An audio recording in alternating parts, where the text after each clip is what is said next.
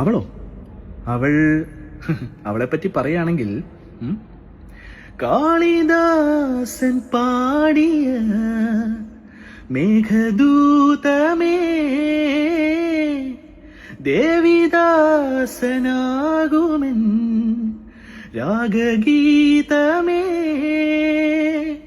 ചൊടികളിൽ തേൻകണം ഏന്തിടും പെൺകിളി, ചൊടികളിൽ തേൻകണം ഏന്തിടും പെൺകിളി, നീയില്ലെങ്കിൽ ഞാൻ ഏകനായി എന്തേ മൗനം മാത്രം, നീലവാനച്ചോലയിൽ